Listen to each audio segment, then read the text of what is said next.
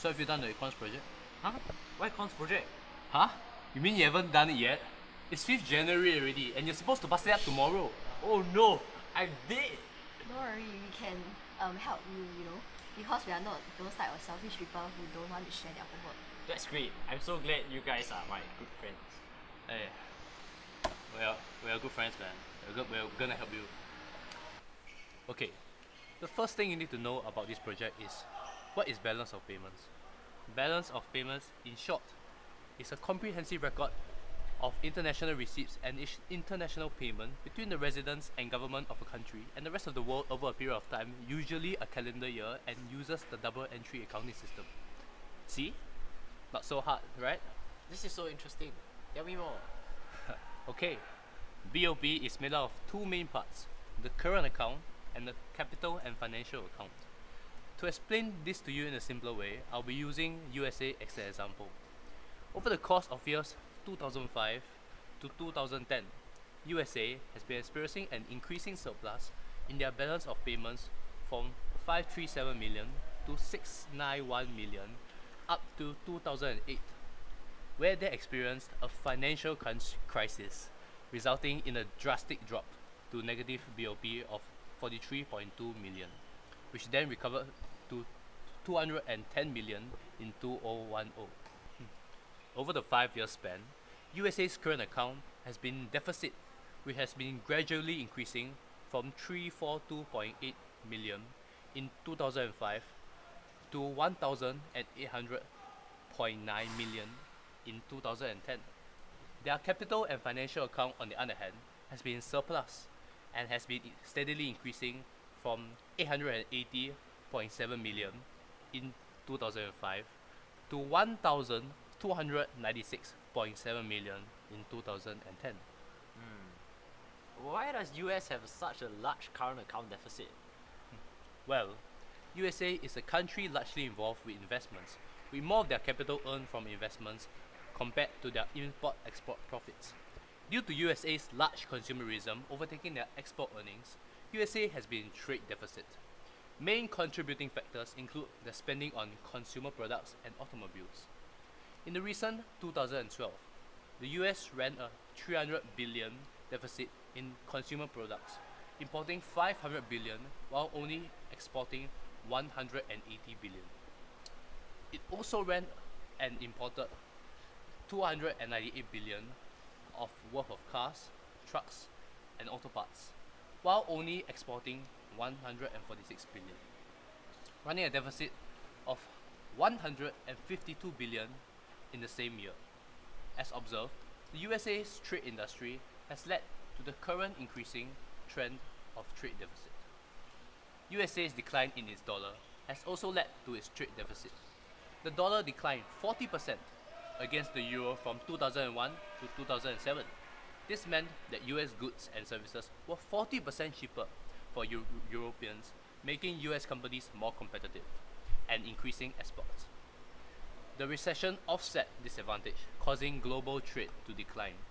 Exports dropped from 1.8 trillion in 2008 to 1.5 trillion in 2009, while imports fell from 2.3 trillion in 2007 to 1.6 trillion in 2009. So, what will you predict for USA's economy in the future? Well, I would have to say that their BOP surplus will continue to increase, whereas the trade deficit of their current account will decrease and the surplus of their capital and financial account will increase. President Barack Obama said in 2013 that USA will focus more on the manufacturing industry, one he believes will be crucial to USA's growth. A combination of government support for training and research, tax code changes to reward companies that expand in the US, and working with the local authorities to lure investment is needed to make the nation more productive, he said. With a stronger manufacturing industry, the revenue earned from exports will increase, reducing the trade deficit of the current account. And this, in turn, will encourage firms to expand, luring further investments from foreign countries, increasing the surplus of the capital and financial accounts. The increase of both these companies would naturally increase USA's BOP.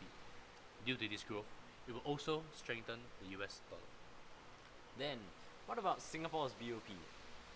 And what about Singapore's BOP? Singapore is also in BOP surplus over the period of 2008 to 2012 from $18,531 million to $32,605 million in 2012.